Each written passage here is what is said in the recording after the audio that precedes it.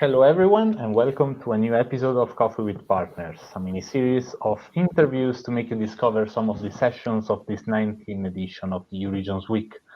I am Manu from DG Regio, and together with Betty from the European Committee of the Regions, we are going to meet some of the partners today that are shaping with us this 19th edition of the biggest European event on regional policy, that is opening its virtual doors from the 11th to the 14th of October this year. So you can now have a look at the new website and register with a new simplified method we have developed this year. And also you can download the EU-Regions Week app on your phones to discover more about the 300 sessions and personalize your agenda, network, and so on. So the three guest speakers of today are partners organizing their sessions in the digital transition topic. Let me say welcome to Maria Roca from the I4MS project coordinator. Ian Graham, expert from the URBACT program. And Vendula Nováčková, director at the representation of the South Moravian region to the EU. Thank you so much for joining us today. Now I will pass the floor to Betty to jump right in with the questions. Thank you so much, Manu. And indeed, I will not take any valuable time from our three VIP guests for today. So I'm giving you the floor to not only introduce yourselves, but also say a bit more about your participation at this year's edition of EU-Regions Week. Vendula, would you like to start? Yeah, thank you, Manu. Thank you, Betty, to invite us for this great event. And as you mentioned, my name is Vendula Nováčková, and I work for the representation of the South Moravian region to the EU. And why we choose the topic digitalization, because the capital of South Moravian region, the city of Brno, is the great hub of smart specialization, and that's why we choose this topic. And together with our partners, what we have found at the EWRC tool, we found out that we have actually some experiences what we would like to share with another partners. And maybe some words to our partnerships. We are 8 regions among all Europe. We have partners from Poland, Velkopolska region, also from Romania, Timish and Maramuresh region, from Croatia, that's the Slavonia, Baranya and Srijem regions, also from Italy, it's the Umbria region, from Spain, that's the region of Ourense, and also from Bosnia and Herzegovina, that's the Republic of Srpska. I hope I didn't forget any of our partners, but that's it. Thank you so much. And the same question goes to you, Maria.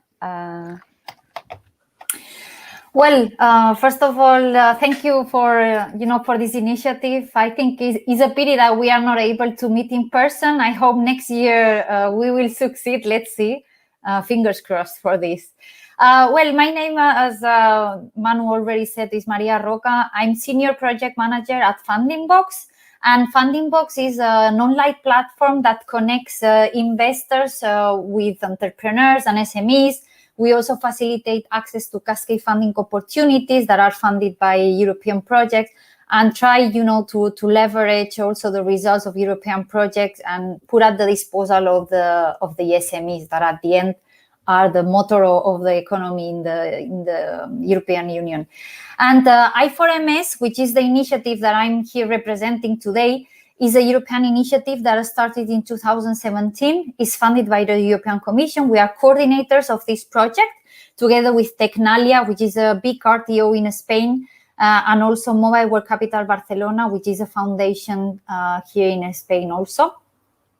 And our main objective for organizing this session, because as I said, I4MS at the end brings together different European projects that are developing tools, are offering funding opportunities, also training opportunities for SMEs. And we are trying to work together with regions in order to see how they can use these results. In some occasions, regions, well, in all occasions, regions have their own digital transformation policies, Industry 4.0 policies, and we are trying to do through a working group that we have is to connect with the region and see what they are doing in order to better understand how other regions could also learn from each other. And during our session that will be held the 14th of October at 9:30, that I invite you to join, we will be having two examples of two regions from Poland and also from Croatia with different approaches. One will be tackling the upskilling challenges of the manufacturing industry, and the other a little bit more policy driven on how they are implemented the digital transformation policies. And afterwards, we will have a discussion with different regions. So it will be super interesting if you could join and share your views on this topic. Thank you very much. And we will yet have also time to hear more about the exact sessions that you're preparing. But to wrap up the introductory round, Ian, the floor is yours now. Hi, thank you. Yes, my name's Ian Graham. I work in city innovation and social innovation, and specializing particularly in collaborative and participative methods. As part of this, I'm a lead expert for the URBACT program, which is an EU-funded program which supports urban development initiatives and city collaboration. So URBACT finances and helps city administrations and municipalities to come up with actions and strategies against their daily challenges, and to do that in a collaborative and sort of participative way. URBACT brings together EU cities and networks as their primary function of facilitating exchange and learning. To look at different good practices, develop possible solutions together, but also to help build capacity and equip people with tools and methods and expertise to support better policy making and better implementation of both policies and other local interventions. In terms of URBACT's had long participation in the EU Regions Week, and it's established almost an annual meeting point for city administrations every October. And this year, URBACT are particularly keen. We're keen to really put digital transition in the minds of everybody, and against the backdrop of one of the themes of the week that's really aligns with sort of our current focus on themes around digitization, amongst other things. And cities really can no longer put all the digital things onto the desk of the IT manager. Everyone leading cities or working cities has a role to play, and I think part of what we want to achieve through this time round is to really bring that conversation to the fore and to help people understand how they can harness digital transition, but also how to manage it and how to assess the different risks and so on, and to be more actively involved in the discussion about it. Thank you so much. Well, as we all know, every year EU Regions Week brings to the table very high numbers of sessions, and yes, wow, this year we are at 300, so also go download the app. And Coffee with Partners is a series of interviews that gives the floor to you, to the session organizers, so you have an opportunity to directly address potential participants. So now's the time for your pitch. Why should the viewers sign up for your session? Ian, let's stay with you. Okay. Yes, I mean, digitization, digital transition, however you want to call it, is really key, and it really cuts across all policy areas and all departments of municipalities, of regional bodies. It affects all of us now. And digitization provides both huge potential for solving challenges on a local or regional or national level and improving lives of citizens. But it also poses some significant threats and some significant risks. And it's becoming really important that we can all get our head around that, understand what our part to play in it that is, and how we can contribute to it. So digital is now and will be in the future. It will continue to be a key part of urban development and of policy making for the foreseeable future, probably as far as we can see. And what we've seen from our recent Tech Place City survey we conducted with cities, and we'll be presenting some of that and the findings of that during the session, is that cities really see digitization as a key priority, but also as a key challenge that will require strong leadership and possibly some different approaches and different thinking to previously. So the session is really for anyone working with cities, working in or near cities, around cities. And our message from this is that digital and tech affect almost everybody in all aspects of life, and that actually everyone needs to be able to get to grips with it a bit and to at least be aware of the main themes of digital transition and what that means for them and how they can be involved. So the session will help to explore some of the key aspects of digital transition, from politics, political leadership or administrative leadership, right down to some of the more detailed considerations. But the message is that tech is as much about people as it is around technology. Digital isn't just about the technology. And so it's helping people to understand how they can contribute to that and what it means for them, and a chance to explore that. We're also we are building a sort of permanent community of cities and city practitioners and people working in or with cities or government, people who are willing to exchange on the topic of digitization and do that. And we do that through our Tech Place platform and our Tech Place events program. And we'll also talk a little bit about that in the session and how you can get involved and what it could do for you. So it'll be a session with some 4 speakers from different aspects, looking at some quite different aspects of digital transition, and there'll be a big opportunity for discussion between speakers and between the audience, and other interaction options through a few digital tools and polls and feedback options and so on.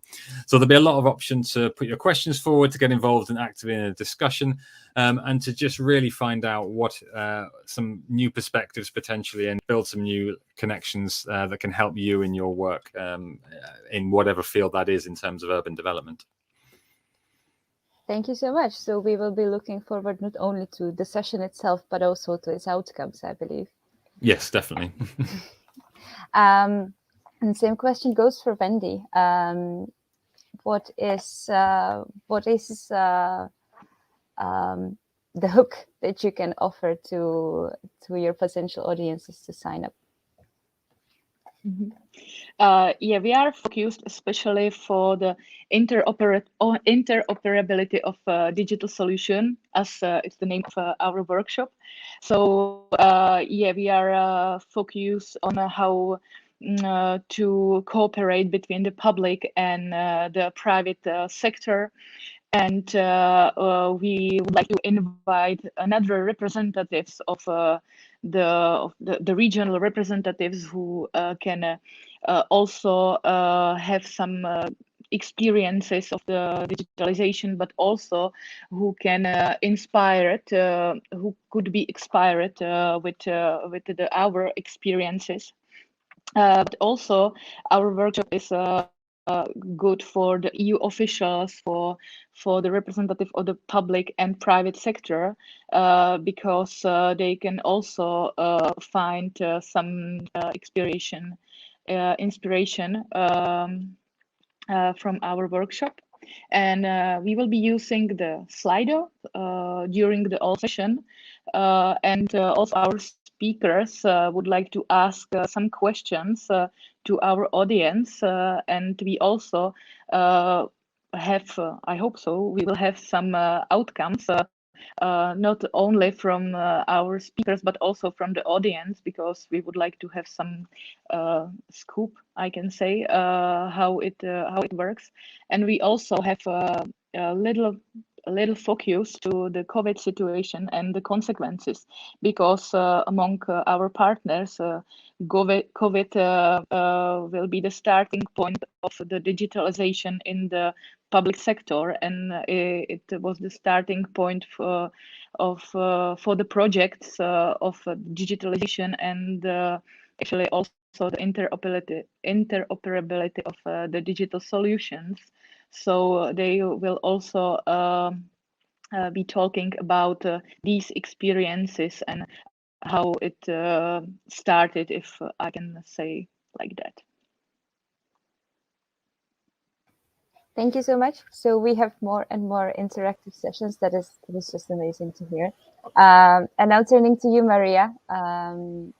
Can you tell us more about what you're preparing for us? Yeah. Well, in the case of our session, what we want to provide to the attendees is with information, of all the tools that are available on the I4MS, which are the main stakeholders that could really play a role in using the solutions that different EU projects are putting at the disposal of SMEs and digital innovation hubs. So one of the key aspects that we are going to tackle is, from one side, to give information about the tools that are available under I4MS, funding opportunities, technological support, but also, we will put at the center, as Ian mentioned, I think that at the end, digital transition, the people is at the core of the digital transition. So how we can also involve the citizens, we can involve workers in order to make that digital transitions really takes place, and also that digital technologies are an enabler for this transition to happen. So what we will do is have a presentation about the role of the digital innovation hubs, the role of the regions in this transition, how they can, take advantages of EU policies and EU projects that are now currently, being developed for the digital transformation of SMEs. And also, we will have, as I said previously, two visions. One from a region that, they put a lot of efforts in working into education, from the, from primary school to the university, in order to change also their network of SMEs, and also, the type of industry that was meant for this specific country.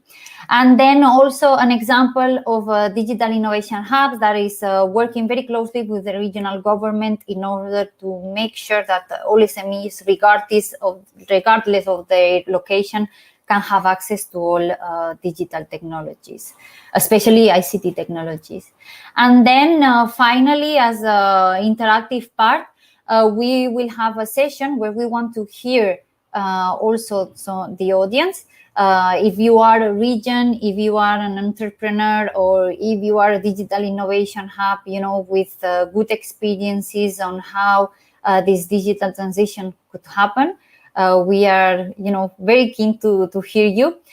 We will have a different polls in order to see what the audience have. Also, two keynote speakers that will help us during the discussion, and also we will have a graphic recorder in order to present the conclusion of the session after in a very visual way, because since we won't be able to interact with each other and have a coffee maybe later, to talk about the conclusions, we would like to show in a very visual way what are the main conclusions, and of course use it to create some policy recommendation that in I4MS we are now working on.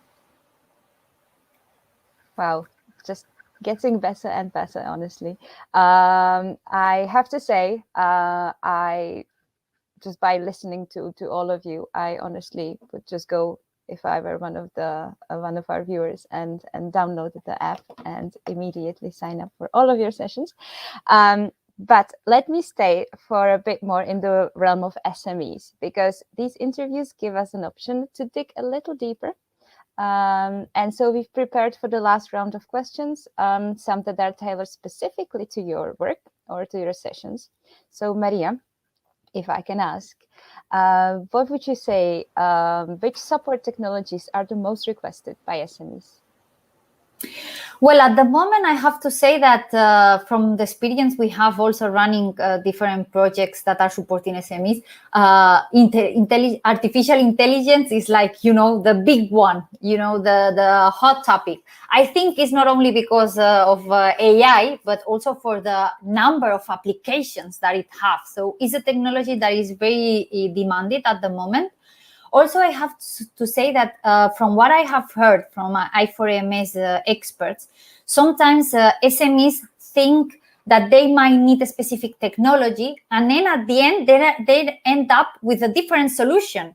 So although at the moment, I think digital twins, artificial intelligence, also, now all this additive manufacturing is like, is becoming also a real of interest for the SMEs. But what I have heard from the experts is that also cloud-based simulation technologies are perhaps, one of the most demanded, although might be that the first interest of the SMEs is not exactly on this technology. So yeah, because at the end, of course, the technology is also evolving time. So a few years ago, it was robotics, and now it evolves to AI. So, it will continue evolving during the years. But I think, yes, as I said, in AI and digital twins, and also this additive manufacturing and cloud-based simulation, these are the most relevant ones at the moment. And what about some maybe examples of cross-border cooperation in these cases? Is there anything you could mention? Yes, indeed. In the case of I4MS is focused mainly on funding application experiments. So it means that the SMEs decide what type of experiments they want to drive in their factories, or to improve their services or their processes. And for this purpose, in most of the occasion, they need to work jointly with another company. It might be a technical a technology provider, it might be an RTO from a different country. So usually there are, I might say 200 examples of application experiments that have been done cross-border. Just to give you some examples of the type of experiments that are being funded, for instance, in a factory that they will dealing with pharma products, they improve the overall material flow of raw materials inside the factory with an AGV, with these small robots that go through the factory, and those AGVs were transporting raw materials from one place to the other. So you can imagine that this meant for the company a huge reduction of time of the workers, also that they spend time, charging all the materials from one place to the other, and also, of course, to improve the delivery of the different raw materials to the different working stations that were in the factory. But also, we have examples also from a company from Galicia that worked together with an RTO in the UK. And what they did is to create new simulation services with high computational requirements, for instance, for vessels and, these fuel stations that are in the middle of the sea. I don't remember now the name, sorry for that. But they collaborating with them, they reduce the computing time from 200 hours to 4 hours. So you can imagine, for this company, what it means also in terms of productivity.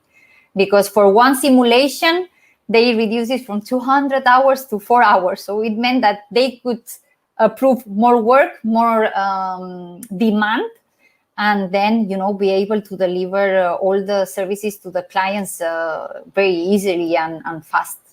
So these are a few examples. But in our website, we have plenty of examples that I really, encourage you to go to i4ms.eu and take a look to this.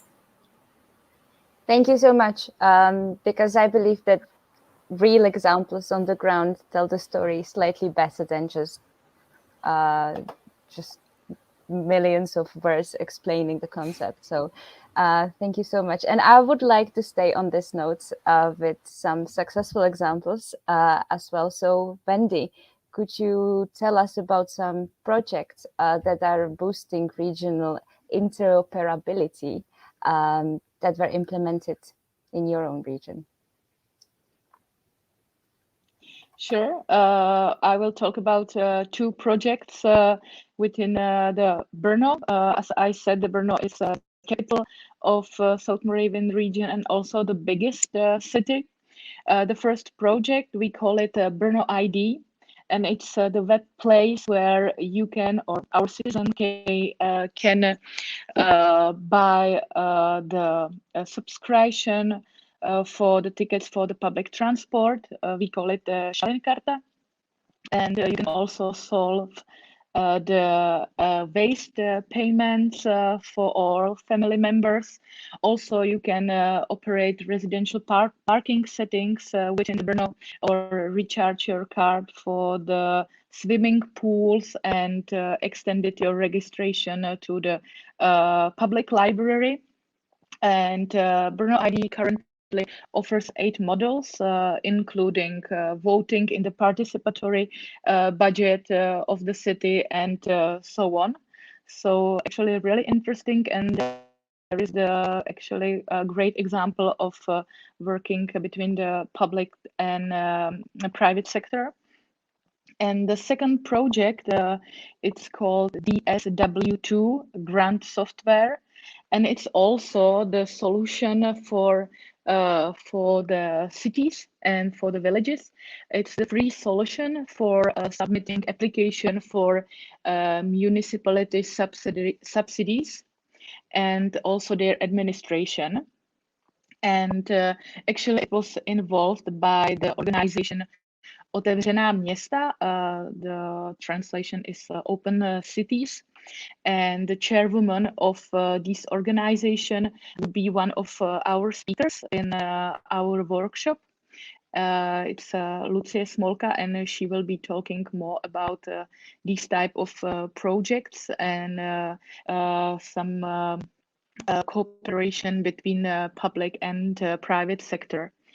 And we have another speakers, but you have to wait until Tuesday, 12th of October, and we are starting at 11:30. So we are looking forward to you all, and hope you can also prepare your experiences and share with us through the Slido. Thank you. Thank you so much. And as a final question, Ian, let's zoom out a bit and tell me, what would you say in general is the situation in EU with regards to digital transition?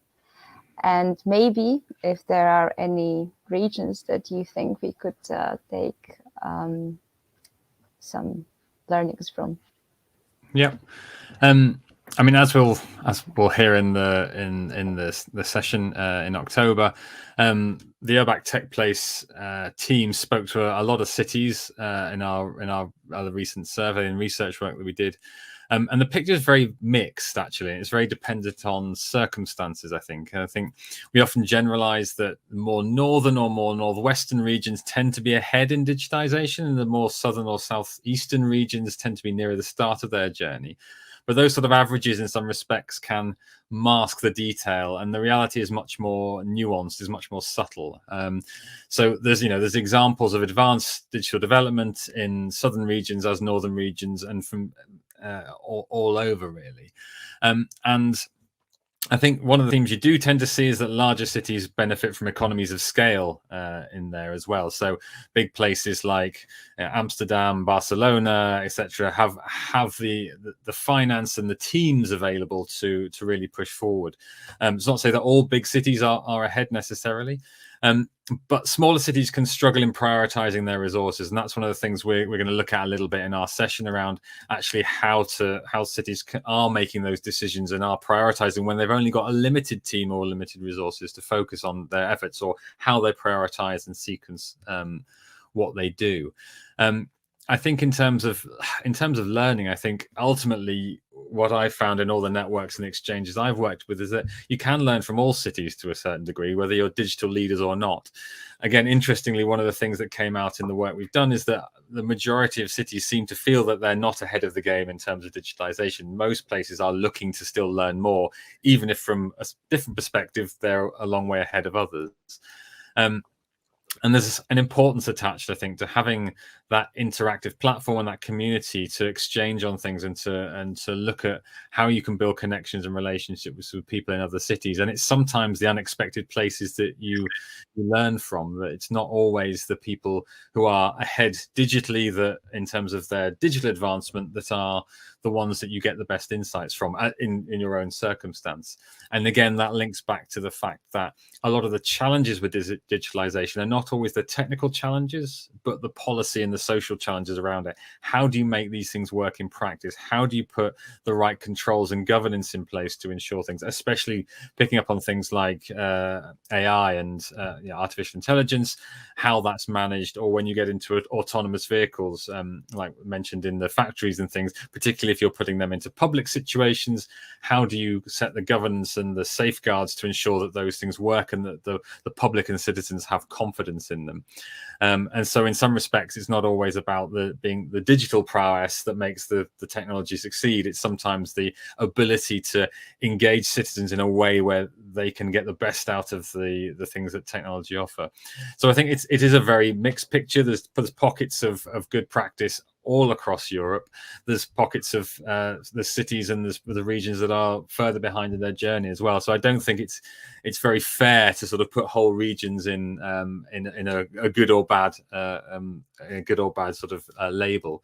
But one of the things we'll hear about in the session is some of the detail from various bits of research that talk about how different things pair up and how different places perceive themselves, but then how that trickles down into practical actions and practical activities and projects. Thank you so much. Well, based on what you've all said, I believe the one message is clear. Citizens are at the heart of digital transition, and we need to share our experiences and work together to tackle challenges. And EU Regions Week, believe it or not, is one place to do that. So thank you again, our three guests, for sharing your knowledge, for sharing your insights, and for presenting your sessions. I can't wait to register myself for them. And I will now give the word to Manu to wrap up today's session. Thank you. Thank you, Betty. And thank you all for joining us today for this episode dedicated to the digital transition. If you want to learn more, join us online from the 11th to the 14th October this year. Register to the event. Keep an eye on the social media with the EU Regions Week hashtag and download the app on your phone. Let me thank again our guest speakers of today, Maria Roca, FundingBox, project coordinator from the I4MS project, Ian Graham, urban program expert, URBACT program expert, sorry, and Vendula Nováčková, director of the representation of the South Moravian region to the EU. So see you very soon with another episode of Coffee with Partners, and from me and Betty, bye and see you soon. Thank you. Bye-bye. Thank you. Bye. Thank you.